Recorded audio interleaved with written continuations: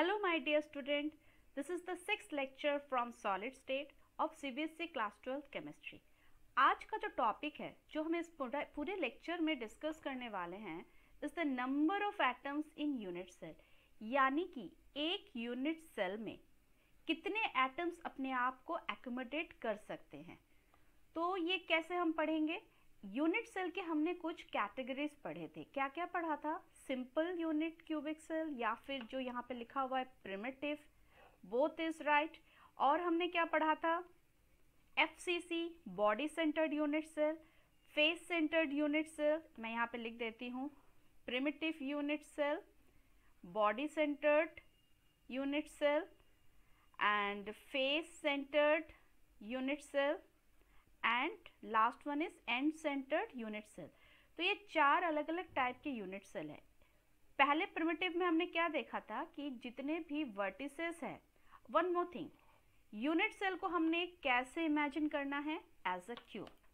सो let me draw one small cube, और इस cube के वर्टिसेस में कौन बैठता है? Unit cell, sorry atoms. Atoms, या फिर मैं ज़्यादा स्पेसिफिकली बोलूँ तो constituent particle. So what are constituent particle? Constituent particle can be atoms, ions and molecules. और जिस पोजीशन पे ये constituent particle होते हैं उन्हें कहते हैं लैटिस पॉइंट। तो प्रिमिटिव यूनिट सेल के लैटिस पॉइंट कौन कौन से हैं? All are vertices. और क्यूब में कितने वर्टिसेस होते हैं? 8 वर्टिसेस होते हैं। इसका मतलब हम क्या कह सकते हैं कि प्रिमिटिव यूनिट सेल में कितने एटम्स आते हैं? अगर मैं बोलूँ 8 एटम्स आते हैं, क्या मैं सही बोल रही हूँ? No, this is wrong. मैंने क्या कहा? हर वर्टिसेस पे एटम्स हैं, लेकिन एक यूनिट सेल तो पूरे क्रिस्टल में नहीं होता है। पूरे क्रिस्टल में कई यूनिट सेल होते हैं, यानी क्रिस्टल के हर यूनिट सेल का वर्टिसेस क्या होता है? अपने अगल बगल पड़ोस में जितने भी यूनिट सेल हैं उनके साथ शेयर होता है। ये आपको अच्छे से क्लियर होगा। आप इसको देखिए, ये एक यूनिट सेल है, उसके बगल में unit cell also growing in all direction evenly. And if you see this vertex, see how it is shared in all by surrounding unit cell. तो इस वर्टेक्स पे अगर कोई कॉन्स्टिट्यूएंट पार्टिकल बैठा है, क्या वो पूरा कॉन्स्टिट्यूएंट पार्टिकल यूनिट सेल के अंदर है? जवाब है नो। तो अब कैसे होगा? अब देखिए, ये रहा मेरा वर्टेक्स रेड का, यहाँ पे एटम बैठा है। इस वर्टेक्स को कितने सारे यूनिट सेल शेयर कर रहे हैं? अगर मैं फर्स्ट लेयर देखूं, इस वर्टेक्स को 1, 2 और जो यहाँ पे खाली है जिसका इमेज रखा हुआ है 4। अब इस यूनिट सेल के ऊपर भी एक लेयर होता है, तो यानी इस यूनिट सेल के ऊपर ये लेयर मतलब ये वाला, तो और 4। तो टोटल एक वर्टेक्स को कितने सारे यूनिट सेल शेयर कर रहे हैं? 8। ठीक है, तो फिर उस एटम को भी कितने सारे यूनिट सेल शेयर कर रहे हैं? 8 यूनिट सेल शेयर कर रहे हैं। तो फिर उस एटम का कितना हिस्सा आ रहा है यूनिट सेल के अंदर? 1/8। हर कॉर्नर पे आने वाला जो एटम है, पोर्शन ऑफ एटम है, वो पूरे एटम का कितना हिस्सा है? 1/8। ये देखिए, this picture will give you a clear concept. ये रहा कॉर्नर पे बैठा हुआ पूरा एटम, ठीक है। इसमें से कितना हिस्सा अंदर है? इतना हिस्सा, जिसको मैं डार्क ब्लू से कलर कर रही हूँ। बाकी पोर्शन कहाँ गया? बाकी का पोर्शन इसके जो एडजॉइंट यूनिट सेल है वो शेयर कर रहे हैं, तो वो वाला पोर्शन तो इस यूनिट सेल में नहीं आया। तो एक वर्टेक्स पे बैठा हुआ एटम का कितना शेयर एटम के अंदर आया? 1/8। और हमारे यूनिट सेल में कितने वर्टिसेस होते हैं? इंटू 8, 8 कट गया, यानी 1। तो अगर मैं बोलूँ प्रिमिटिव क्यूबिक यूनिट सेल में एटम्स का अरेंजमेंट कैसा होता है? वर्टिसेस में।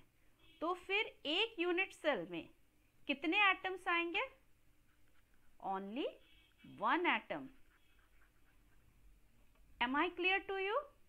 ये देखिए, यही बात आपके एनसीईआरटी में भी पूरे अच्छे से बताया हुआ है। ये रहा आपका यूनिट सेल। प्रिमिटिव वाला जिसके वर्टिसेस पे एटम्स बैठे हुए हैं। अब देखिए हमारे यूनिट सेल इतने बड़े तो होते नहीं है, बड़ा कौन होता है? एटम। तो बड़े बड़े एटम्स होंगे तो वो कैसे दिखेंगे? कुछ ऐसा। अब इसके भी अगल बगल और भी यूनिट सेल है जो इस पर्टिकुलर एटम को शेयर कर रहे हैं, तो इसका कितना हिस्सा इसके अंदर गया? Only 1/8 portion. लेकिन अगर एक वर्टेक्स पे 1/8 पोर्शन गया फॉर 1 वर्टेक्स, राइट, तो हमारे पास कितने वर्टेक्स है? 8 वर्टेक्स। यूनिटरी मेथड मैथ्स में यूज करते थे 1/8 × 8, यानी पूरा अगर हम सारे 1/8 वाले पोर्शन एटम का अगर जोड़ दे तो हमें अंदर कितना एटम मिलेगा? एक ही एटम मिलेगा। और ये कैलकुलेशन बहुत इंपॉर्टेंट है, आपको पता होना चाहिए। प्रिमिटिव यूनिट में, प्रिमिटिव यूनिट सेल में कितने एटम्स आते हैं? 8, क्योंकि ये आगे हमें कैलकुलेशन करना पड़ेगा कि कितने एटम्स क्रिस्टल लैटिस में है, उनकी क्या डेंसिटी है, एटॉमिक रेडियस क्या है, ये सब के लिए आपको पता होना बहुत ज़रूरी है। वही बात यहाँ पे भी लिखा हुआ है, each cubic unit cell has 8 atoms on its corner, so total number of atoms in each unit cell is this 8 × 1/8 equal to 1 atom। so यही बात NCERT में भी है, यही बात यहाँ पर भी है। अब नेक्स्ट हमें क्या देखना है? क्या पढ़ा था हमने? 4 टाइप के होते हैं, तो प्रिमिटिव हमने पढ़ लिए। अब इसके नीचे कौन है?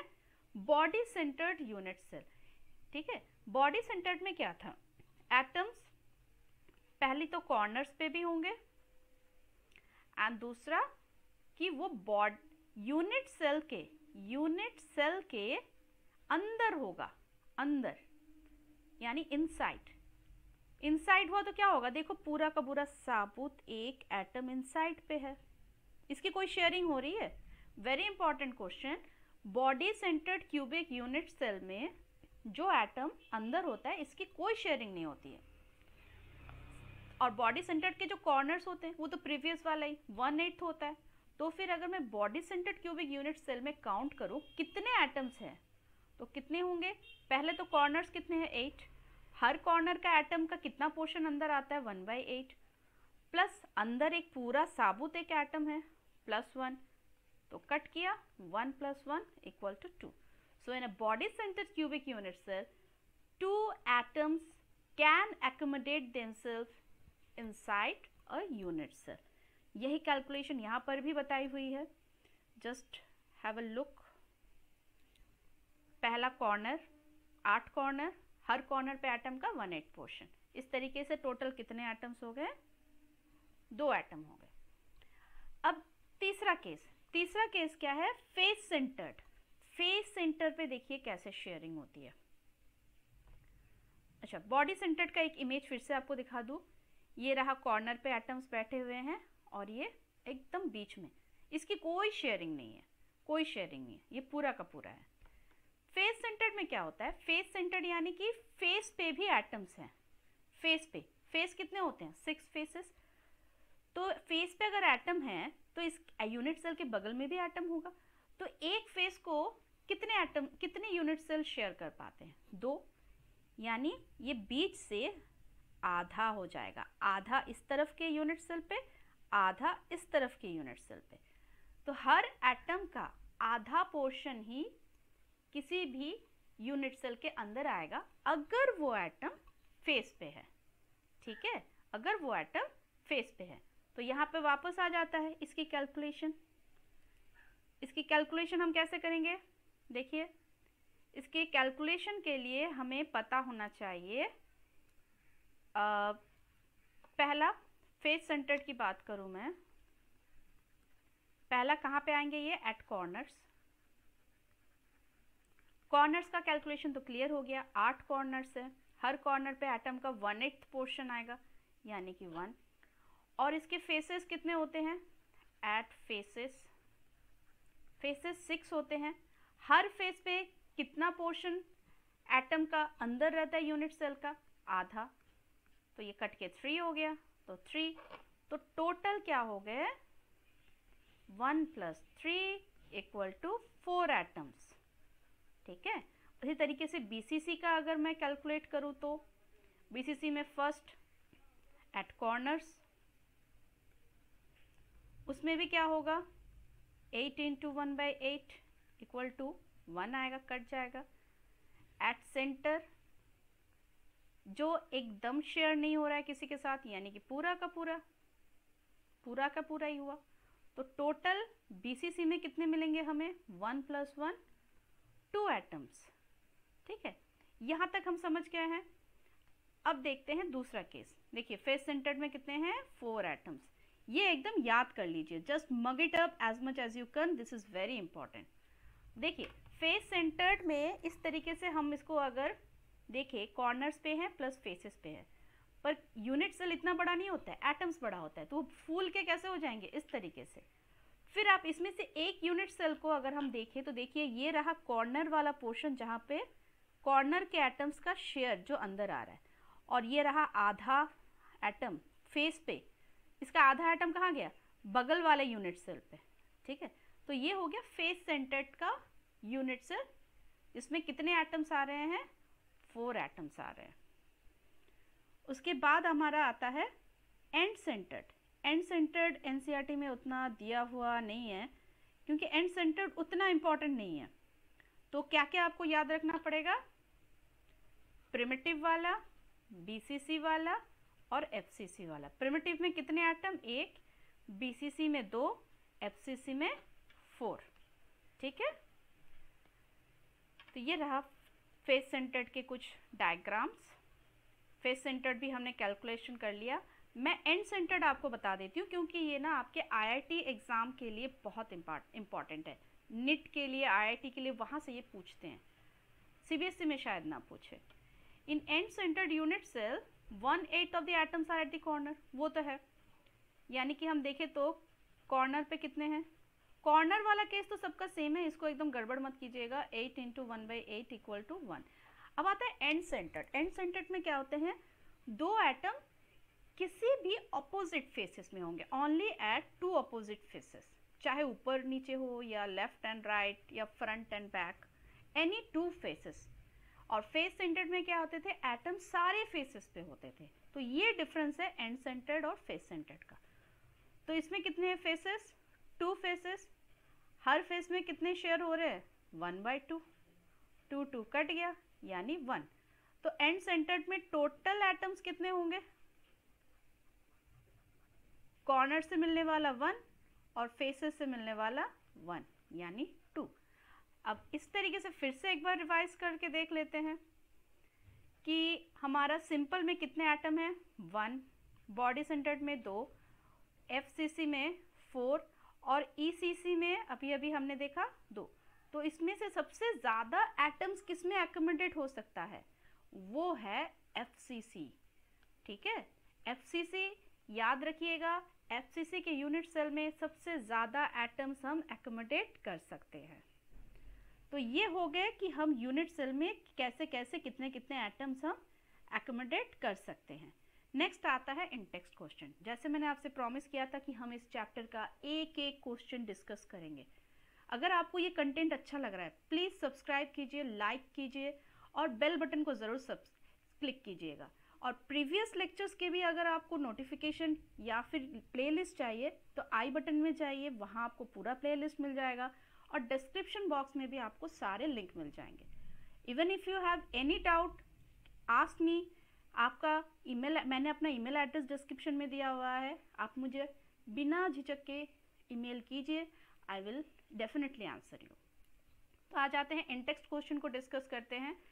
यहाँ पे क्या है, give the significance of lattice point. देखिए मैं इतनी बार बोलते आ रही हूँ, what is lattice point. Lattice point is actually the vertices of the cube which are occupied by the constituent particle of the crystal lattice। अब constituent particle क्या है, atoms, ions या फिर molecules। ठीक है, very simple। next is name the parameter that characterize a unit cell। ये तो unit cell जब हम बता रहे थे तभी हमने आपको बताया था कि यूनिट सेल में जो आर्म्स होते हैं, आर्म्स, ठीक है, उस आर्म्स को हम कैसे सिग्निफाई करते हैं एज ABC, और इनके बीच के एंगल्स को हम कैसे बताते हैं अल्फा, बीटा, गामा। यहाँ पर भी एक ट्रिक था, मैंने आपको याद करने में के लिए यूज करने के लिए कहा था। ए और बी के बीच में क्या होगा, A for alpha B for beta, तो कौन सा गया, गामा। ए और बीच में कौन सा एंगल होगा, gamma. B for beta C for gamma, तो कौन सा बच गया, अल्फा। इनके बीच में हो गया अल्फा। और ए और सी के बीच में कौन सा एंगल हो गया, बीटा। तो ये सारे क्या है, पैरामीटर्स हैं। ABC are the arm length, alpha beta gamma are the angle between the arms of the unit cell. ठीक है, हो गया। Distinguish between hexagonal and monoclinic unit cell. इसके लिए आपको थोड़ा ये टेबल देखना पड़ेगा, ये आप NCERT से भी देख सकते हो। देखिए क्यूबिक यूनिट सेल में क्या थे, सारे आर्म लेंथ सेम थे और उनके बीच के एंगल क्या थे, 90 थे।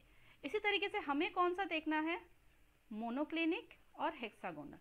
तो हेक्सागोनल में देखिए दो इक्वल है, A equal to B but it is not equal to सी।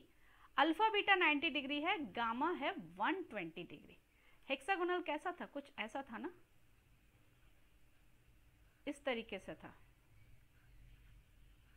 ये था हेक्सागोनल। ये वाला एंगल क्या होता था, 120 डिग्री। ठीक है, ये हो गया हेक्सागोनल। मोनोक्लिनिक में कोई एक दूसरे के इक्वल नहीं है और अल्फा बीटा गामा सारे क्या है, 90 डिग्री। मोनोक्लिनिक क्या है, थोड़ा टेढ़ा वर्जन है क्यूबिक का। क्यूबिक का स्ट्रक्चर क्या था, ये रहा मेरा क्यूबिक का स्ट्रक्चर। ओह सॉरी, थोड़ा गड़बड़ हो गया। ओके, थोड़ा मैं करेक्शन कर लूँ इसको बनाने का तरीका है, सबसे अच्छा एक बॉक्स बनाइए और फिर दूसरा एक बॉक्स बनाइए, इधर से इसको जॉइंट एंड जॉइंट। अब ये सारे देखिए इक्वल है और ये सारे 90 डिग्री है। यहाँ पे क्या है मोनोक्लिनिक में कि ABC कोई इक्वल नहीं होगा, बट इनके बीच के एंगल क्या होंगे, 90 डिग्री। तो इन पैरामीटर्स को आपको दिखाते हुए बताना है कैसे दोनों में डिफरेंस है। फेस सेंटर्ड और एंड सेंटर्ड, ये बहुत इंपॉर्टेंट है, इसको मैं स्टार मार्क कर रही हूँ for the CBSE point of view. CBSE face centred में क्या होंगे, एटम्स कॉर्नर पे होंगे as well as all will be present at the faces.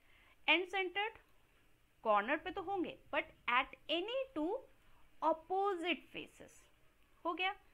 अब बताना है, explain how much portion of atom is located at corner.